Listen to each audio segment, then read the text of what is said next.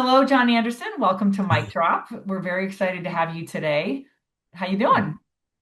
I am well, thank you. Fantastic. Just had a big weekend here in Columbia because for the first time we had the NCAA cross country championships, which I've done a bunch of times. It's the first time I've ever had a home game Oh, for wow. anything. So yeah, so it's really nice. So it's I got to sleep in my own bed, didn't have to worry about travel plans. I'm in good shape, thanks. And you were also a runner, correct? Through college? I was a jumper A when I was jumper. here. People like I always say I ran for the track team, and the runners are like, "Dude, you jumped," and I'm like, "I ran a lot." Which I really did in training. But now on meet day, I didn't have to run very far. 9 steps, that was it. Wow. I come from a lot of a family where we have a lot of runners in the family, so hmm very passionate about, cross country meets and track meets and all of that. I want to start by asking you about your decision to go to the University of Missouri and study journalism. What led you to that field of study? Well, oddly enough, some of it was being in track because I had a really great senior year and had never thought. I mean, I just literally started one year and I got a couple recruiting letters because I had done so well, and I thought, wow, maybe I could do this. I had no idea. But there was only two places I was ever going to go. I was going to go to Missouri for journalism school, or because I'm a big Badger at heart, Wisconsin for anything else, right? It didn't matter if it was animal husbandry or actuary science. I was going to go to Madison. And I called them and asked if I could run after this really out of the blue kind of great season. And they were very kind, but they basically said no. And there was some influx at the university. They had lost their coach in a plane crash. It was very Nazi. Oh, And so then I called the University of Missouri and called their coach, Bob Teal. And Coach Teal said, "Man, come on down. We would love to have you." And there you go. Now, and so I ended up down here, and I had thought about it as career paths. That one of them would be really great that I had an interest in, and so then I was down. So I came to Missouri to be a J school uh, student and to run for Coach Teal. And then what I found out later, after running it for the man for so many years, was that literally, if my best friend who had never seen a track said, "Coach, can I?" He'd have said, "Come on down. We'd love to have you." Because he was that kind of guy and he just sent us out to the golf course to run all fall, and he never ran me off. oh, that's wonderful. I think it's interesting Yeah.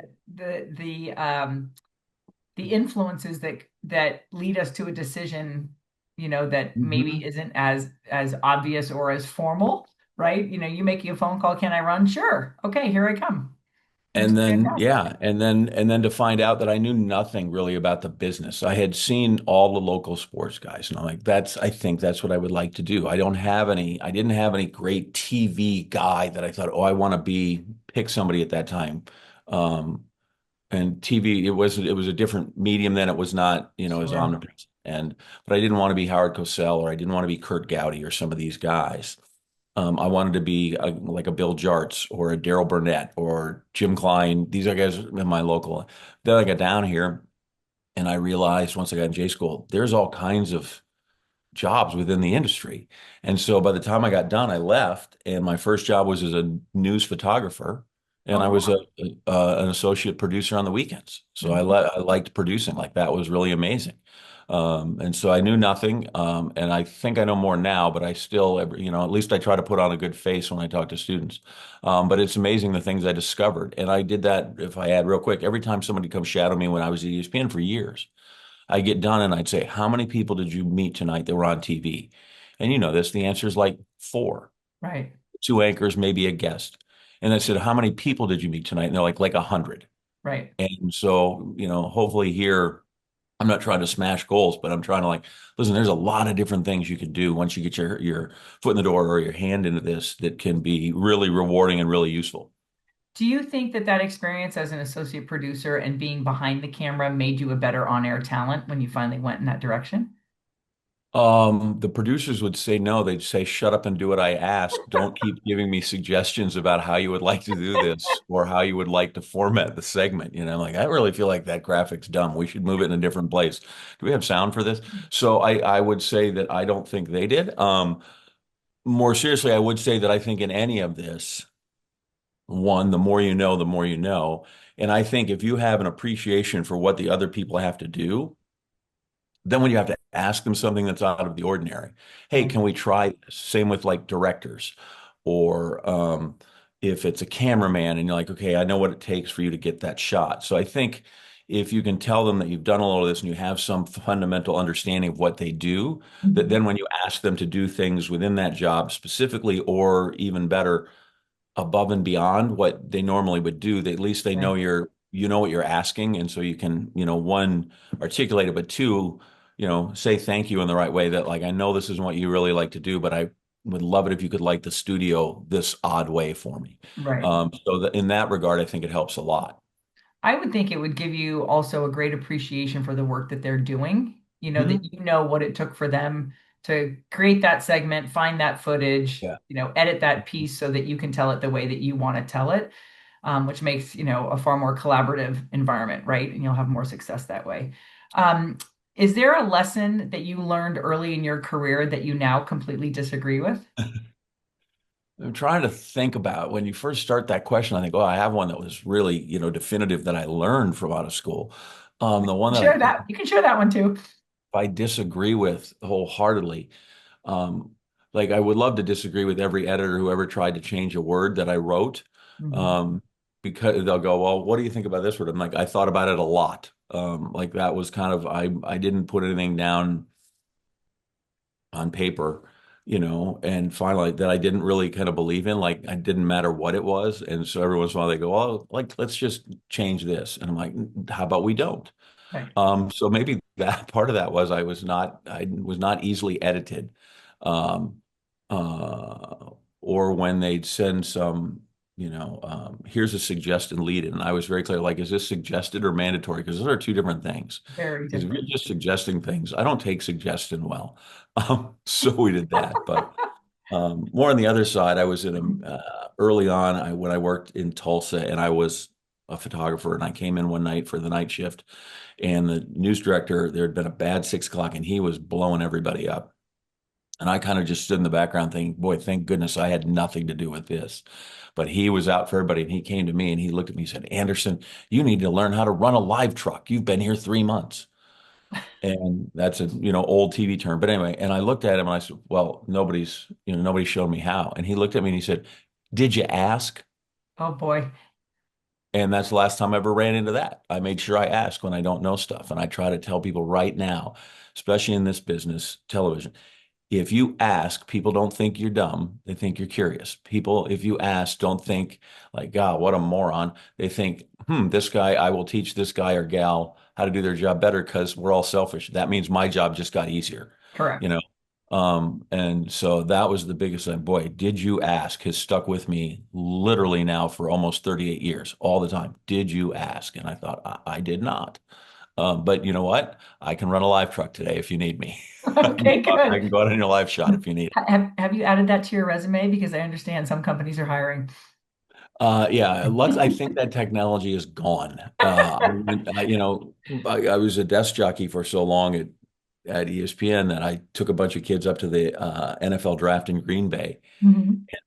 Like my live truck was just this backpack that I got to carry up with him. I'm like, wow, just plug it in, off we go. I'm like, Right. man, uh, I now, much like how to run a rotary phone, I have a lot of skills that are out of date. But I'm glad I know how to go how Yeah. to use it. I'm a big fan of the rotary phone, so don't lose that skill. When and how did you find your voice in terms of your style of presenting, and writing? Mhm. The first thing is that I've found in all of that is you just have to do enough of it to realize you have one.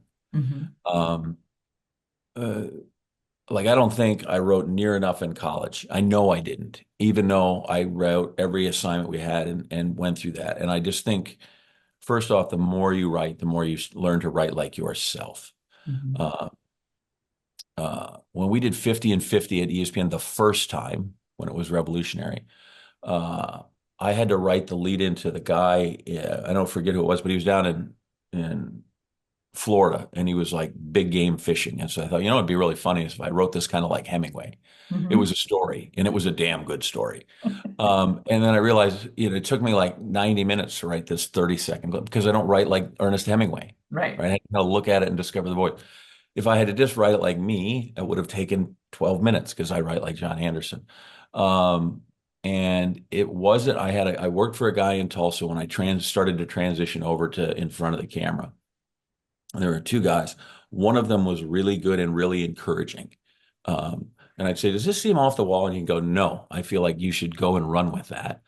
And then the other fellow wrote long and passive voice and wasn't very good. And so I thought, okay, I don't want to write like that. Um, but the guy I worked for, he was really encouraging, and nothing was, I don't want to say out of bounds, but he just encouraged you to look at it in a different way. And that happens a lot. If you work at ESPN for 25 years, that means that 25 years you got to write about the Super Bowl. And you can't write the same thing every year about the Super Bowl. Right. And so I came to really appreciate that in all of writing, the best thing you can do is have a really curious, have some imagination, write what the other people aren't going to write, find the angle that other people aren't going to talk. Because it's very easy to say that the Chiefs and Eagles kick off at 6:30 and we're now 24 hours away from that. And I'm sure people are getting tense. Like that's pretty easy, and that's what most people are going to do. And um, I think that's sort of what got me hired at first at ESPN was a little bit by Al Jaffe, is that he recognized something, and then when I was at ESPN, they encouraged that too. Like, go ahead, we got enough people that can tell you the Yankees are playing the Red Sox, and it's an old rivalry, and da da da. Um, so it took a while, but in all of it, what I discovered most wasn't so much my writing style or a voice, was do you have a better idea? Hmm. Do you have a better idea to write about than other people? And that's what I always try, without getting to minutia or anything. Right. But can we do that in a, like, for instance, I had a student the other day, and we were talking about the softball team at Missouri, which was the only one that didn't make the SEC last year, which was an aberration for them. And I said, you know what? All that woman ever gets is softball questions. We should ask her some hard questions in her life, because all she gets is softball questions. And so now we had a hook. We had this fun idea, and she did terrific. And she said, it wasn't that hard to write. I'm like, I don't think it is once you have the idea. Right. Excuse me. So that's the biggest part, is you just, man, that blank piece of paper that you look at, or that blank screen, it can be both intimidating, or it can be really, what an opportunity. And I try always look at it as like, this is an opportunity to write a sentence that nobody's ever written before. And I'm going to try and do that. That's awesome. What's the focus of your journalism teaching now? Like what is it, what's your goal when you go into a classroom that you're trying to impart on these students? Wow. So some of that is that, literally that line I had there, which is a Rick Riley line, the great, who wrote for ESPN, but was a great Sports Illustrated writer. And he said, I went to college thinking I want to write sentences that have never been written before. And I'm like, boy, that's the idea. And I know Rick well. And we talked about that one night at dinner. And I said, that's going to be my thing. I want to try to write lines that nobody ever wrote before. And it's really hard to do, because so many things you got to write are kind of standard, Right. you know? So the Red Sox won 3-2. Like, a lot of your things are just, they're pre-prescribed. And so the classes I have now, one of them is a general freshman journalism writing course. So we do all kinds of stuff, from writing a profile to how to write a house fire, how to write a social media share, how to write from a news release. All these, we master none, but we introduce all to it. And so a lot of it is, just how to write a decent lead. Boy, again and again and again and again. How do we write the lead? How do I capture people's attention? How do I get the information in there? That's a big thing. And then I work with a bunch of students in an advanced reporting class that are sports oriented kids, which is something they didn't have when I was here. And so we're out trying to find stories that aren't just, I mean, you got to do the one that, hey, the running back is leading the nation in rushing, and that's unusual, so we should do that. But we also went out and found out, because we found out the kid was from Mississippi, and he had two horses that he's got out at a barn here, and he goes and rides them almost every day. So after a big game, we went and rode horses with him. And to find those kind of stories, again, so much of it I just preach imagination, curiosity, and then, like, write a sentence that no one's ever written before. Which is kind of a dual edge. The first time I thought I had the spirit of it, and then some of the new people, as they're freshmen and they're writing in a style they've never written before, they have indeed written sentences that are never written before, but given their conjugation of subject and verb, I hope they're never written again, ever. But that's good. That's why I'm here, is to figure out, this is why that didn't work, and let's see, we can take your idea and make it work. That's awesome. So I assume in this role as a professor, you are also mentoring young broadcasters today, or people who think they want to be young broadcasters. What's the first blind spot you'd look for in their resume tape or their demo reel? Ooh, the first one is I think a lot of it is the first one I find is that their little montage goes on too long. Okay, cool. I've seen you been some places. I don't need a minute of it. So that's one. It's just we go a little long, and they get really caught up on anchoring. And as someone who did not start in that, I think that's the most learnable skill is Hmm. to sit because it's uncomfortable at first to sit and talk at a camera. There's only one person there. They're not paying attention. And Right. right, I get that's odd, but that can be learned fairly quickly, I think. Writing takes longer. Telling a good story takes longer. And I'm like, let's make sure we have a couple of really good stories in there because if they can see that you can tell the story, Hmm. how many people sit on anchor desks that aren't really, and I'm not trying to condemn them, God bless them, but they're not journalists. They have a great golden voice and their hair is perfect. And you go, boy, that could be it. Right. Or Or there's been, yeah. I worked with a gal she was okay. But she was like the first runner up for Miss Texas and they put her on there. Like you can teach that kind of thing. Hmm. So I don't know if it's necessarily a blind spot. I just know that one goes on too much and one generally isn't enough. And then the other part on the thing, I just tell make sure, especially I mean, this is me gonna stump for the home team and brag. Make sure there's references on there because those tapes get looked at you get 200 applicants Hmm. and that person, that news director, he or she doesn't have that kind of time. So they're Right. going to give you 2 minutes. But if we know someone there and I can get you 4 or 5, now I've really increased your chances to go there. So that's one of the things I want to encourage is first off, let me know where you're applying and let's find people we know there so we Hmm. can make sure that thing gets looked at.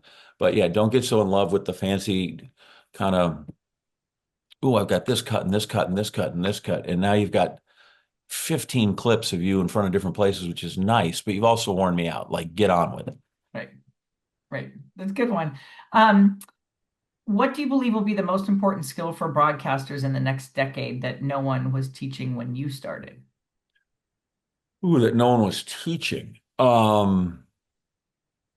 Because I'm like, I think writing will always be universal, both in terms of always be useful and across any platform or medium. I think it's the most transferable and the skill that's easiest to if you have it to get hired and do a lot of things. Um, I think it just all literally revolves around um, the content and delivery and how we put it together. The fact that I was able to the other day, I was somewhere and I said, "Oh, I'll get that because I'm out there and I'll just shoot it on my phone." And that it's quality that you can actually put on, which before you never could, right? Like Yeah. I'm still down on. I'm like, why do we not have a light on that? Well, I was Right. inside. The cameras are better. Put a light on it, and not Right. yell at them. So I think it revolves all around content and delivery. And it's funny as somebody who started in the business as a shooter, for all these people that are MMJs anymore, none of them shoot very well. And we used to have photography class here and we don't now. And I'm starting pounding on it. And I realized that the people on the broadcast side are not as welcoming to it as I thought. So I've gone to the people that do our photo doc and the guys at the paper and these other things. Um, and sort of enlisted their help in showing the importance of it. But I think there's going to be a more general nature that you better be a bunch of stuff. I work with 3 students who work for the paper, the Missourian, but how many times you see now that paper wants after a game 10 minutes with their beat writer and somebody and they sit and talk. Okay, well, let's Right. help teach you. So I think it's going to be more and more. I don't want to say lines are blurred. I just think it's going to because I don't think you can blur lines of journalism, but I think you're going to be required to do more and have more skills in general. So Mhm. maybe it's not any one. I think it's just a collection. You better know how to do more of anything. Like it used to be, I would do your story and you turn it in, you went home. Well, now they're like, okay, do you have the web version of that you can Right. post?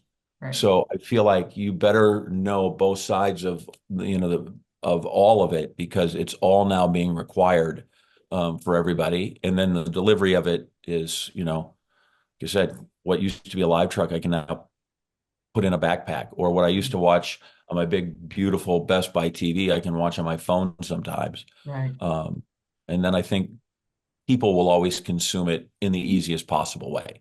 right. Whatever that next easiest way is what we'll end up doing. How much influence does reading have on your writing?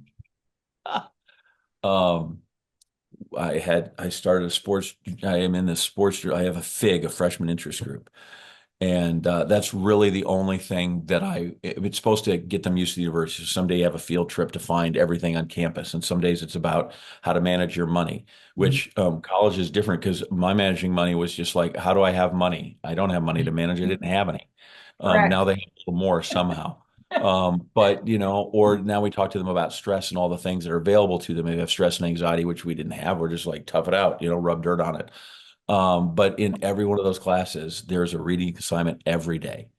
And I'm fortunate that some of them are Missouri writers Mhm. that were great, that are, Wright Thompson, Seth Oh, Wickersham, yeah. we proudly claim.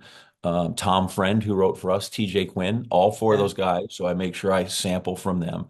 I think it's unbelievably huge. And that goes back to some degree of finding your voice because you read things. I'm not a big Hemingway guy. If in my time I would not sit down and reread The Old Man and the Sea, other than when it was assigned.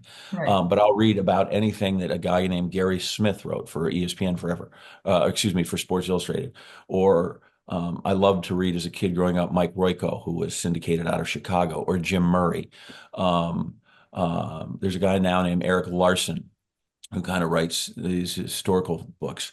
And so the more you find that, oh, I gravitate towards that person, and usually when you gravitate to towards some sort of author, I think it's because whatever that is how you would like to write or how you feel yourself, and it speaks to you, and you find yourself doing that. I'm not saying I'm Jim Murray or Mike Royko, but I tend to write way more like them than I would Frank DeFord, who was Right. wonderful, but I don't write like them. So I think it's hugely, hugely important to the two best ways to figure out how to write well are one, write a bunch, and two, read well to write well. Both those things are helpful. But yeah, you can't.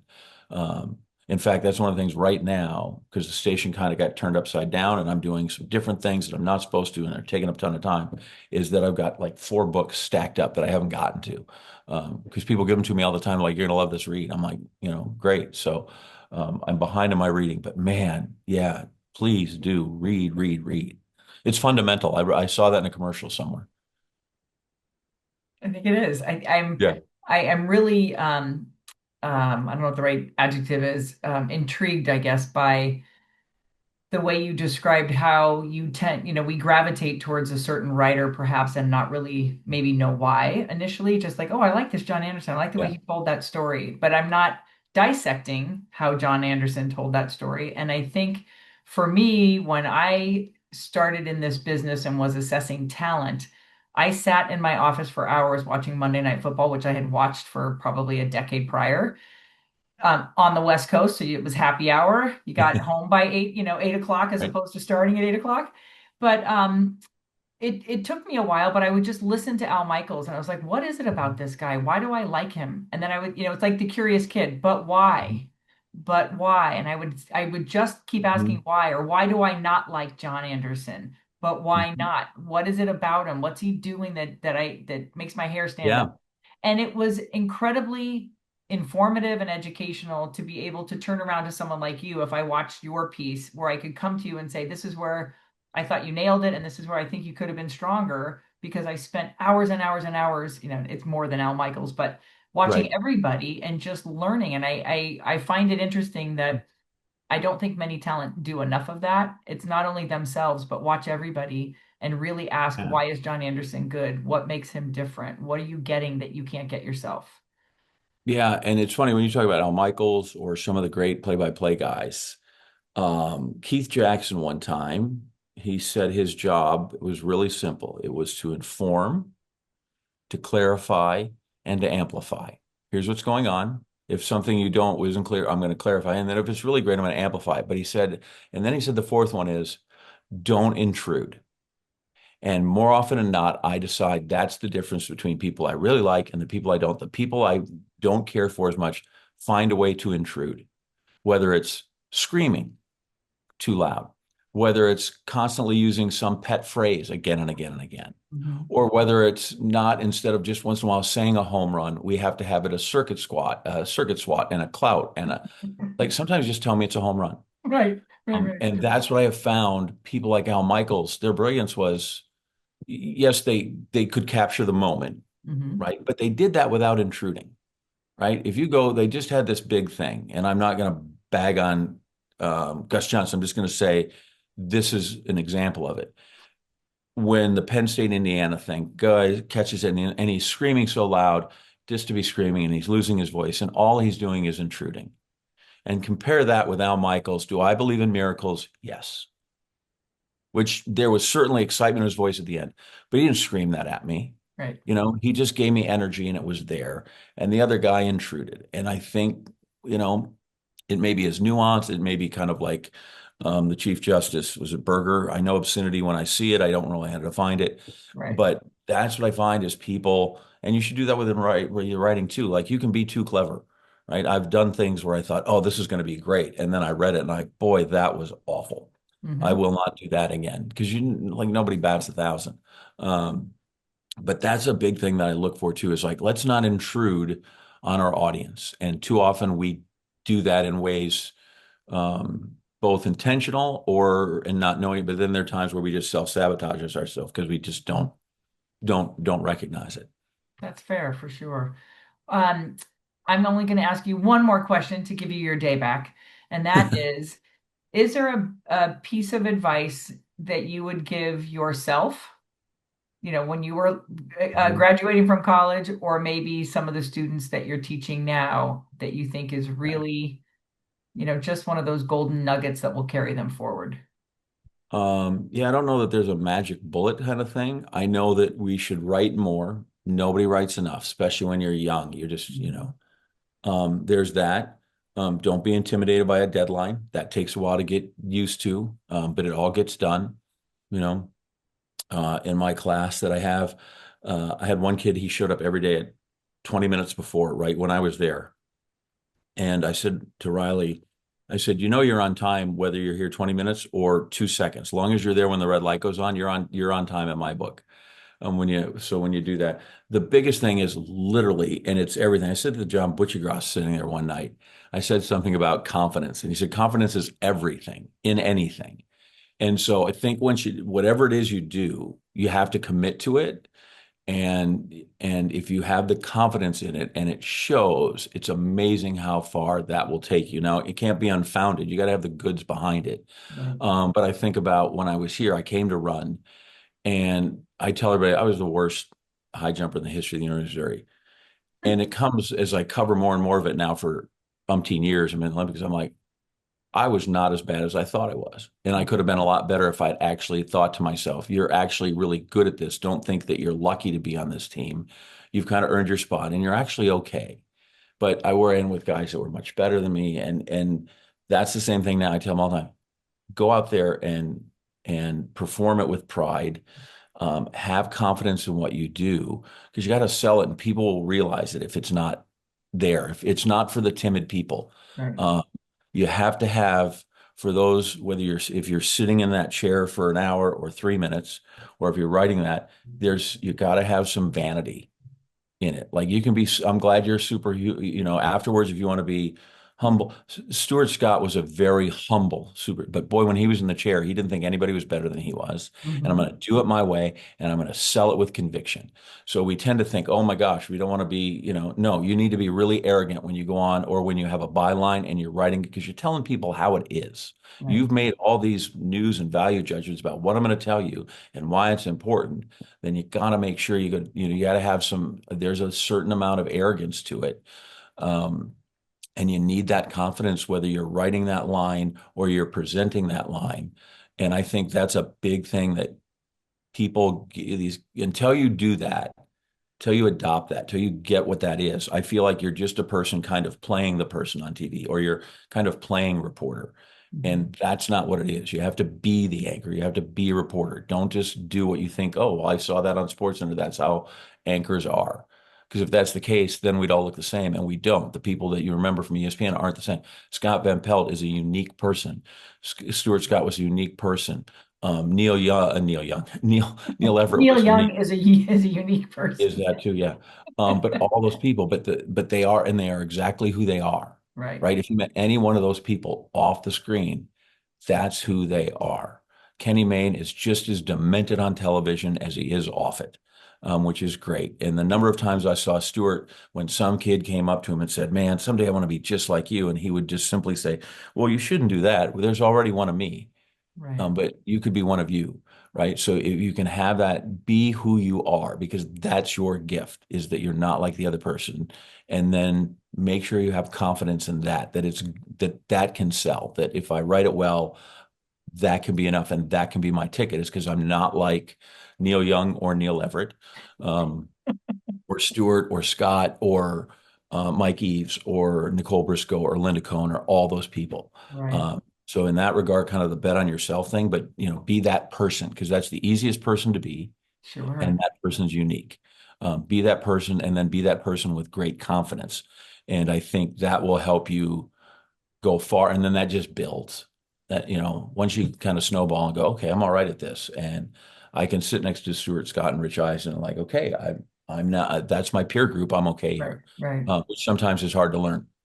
I lied. I have two more questions for you, Okay. if I can. Um, your transition from, sitting on a desk 5 nights a week for 25 years to Mhm. focusing on track and field, cross country, play by play, Olympics, marathons, all of that. How was that transition for you? It's something you're passionate about, but that's a big Yeah. shift. There is a, I don't want to say Yeah. grind in a negative way, but Mhm. the grind of a daily show versus a big event Yeah. that So happens. the beauty was when I was at ESPN, it was such a nice respite from doing what you had just described. Because no matter if you have the greatest job in the world, you do it sometimes in the same four walls. So to get out and just see people again, get the energy of a live event and be there, that's a huge part of it. And then to some degree, play by play in those things is unique. And I say unique in an easy way. I watched the guy who really, I think, is the utmost at it. Um, Steve Levy can transition from the desk to a hockey game like nothing. And hockey's really hard to call. I Hmm. did one years ago when I was in local, and it was fine, but it gave me an appreciation for how hard that is. And that's not what I want to do. And I don't want to be the play-by-play guy at Monday Night Football. But calling play-by-play for a marathon's not too hard. They're doing the same thing. You're going to do it for 2 hours. It's more about knowing the characters, telling the story of that. So that becomes, it's an easier kind of play-by-play if that's it. Or for some people, maybe it's harder because you're not resetting that there's, nobody, it's an empty backfield and there's two wide receivers to the left. And right, Right. there's none of that that you have to go through. So it makes a difference. And it's incredibly easy to understand. I Hmm. don't have, how do you break down the fact that, in football that a guy missed a block or he was open and he missed the read? Like football, track, you're like, that guy was faster than the other guy, you know? So that makes it much easier. But so that was always one of the attractions. It was just a nice way to get out of the building. And that was something I loved, was even better. So, and I kind of like the grind of learning about 30 runners, even though it's going to come down to two and you're going to be a Right. fistful of information that you'll never, you Yeah. know, you never have to use, but you're glad you did it. And then your family gets annoyed with you when you're like, John, I don't want to hear about the Moroccan distance runner that dropped out at 16 miles. And I'm like, but it's very interesting. His sister works for, the Peace Corps. But yeah, I don't get a lot of that at home. But so it's not in this case because of the nature of that kind of play by play doing it's not that big a transition. It's actually super refreshing. That's awesome. The last one's it's a softball question. What is something about you that the general population doesn't know? What Secret is it? hobby, Yeah. fear. On occasion, I'm good at golf. I hate the dark is a fear. Oh. Like if I still to this day, you turn on every light in the house, I can be up a flight of stairs in no time, like a jackrabbit. Um, uh, People know now that I ran track here since I got more into the track community. They should Right. know that. How about this? I won two meets in college. One of them, I was the only guy in the field. Oh, That congratulations. one's not as prestigious. The other one, at least I was required to beat other human beings in it. And then probably I'm a huge James Bond guy that I don't know that people know. And yeah, so Do you have a favorite Bond? Sean Connery, yeah, Sean Connery, and then after that it would be Daniel Craig. Hmm. Not much of a Roger Moore guy, but like I literally, there's a place called the London Stock Exchange, and they just came up with these 60th anniversary of the Goldfinger set of socks, and boy, when those came, you'd have thought they were delivering gold bars to my front door. And I'm like, look at these. And I'm trying to figure out where they were. And I went to an event the other day in San Diego, a friend of mine from here actually, and it was a black tie. And so I had my new tuxedo on, and then I had these Oh, James Bond socks, and I felt like, right, I literally was looking for a villain because I was ready to save the world. And to some effect, I did because I woke up the next morning, the world was there and it was safe. So I don't know if I had a huge hand in it, but if nothing else, um, it survived because of I was ready to go because I was in full James Bond mode. well, I appreciate that those socks gave you the Gave me confidence confidence. to Totally. go out there and execute at a moment's Yeah. notice. You were Now, ready. if I had a Walther PPK, like in my hand, I'd be ready to go. But I'm not really. I don't know that I'm firearm tested, so I'll just save the world with guile and And wit. cynicism. Well, thank you, thank you, thank you. You're killing me. Are you a producer, an anchor, maybe a news director of the future? Are you in sports, weather, a reporter? At Kann Broadcast Talent Coaching, we provide what you've been waiting for to elevate your career. Our agency of Emmy Award-winning coaches is ready to help you stand out in the crowded landscape. We work with former athletes, students with a dream, and veterans changing directions. Let's start now with a brief chat, a look at your reel, and understand your goals, and let Kann Broadcast Talent Coaching do the rest. Visit cannbroadcastcoaching.com and let's elevate today.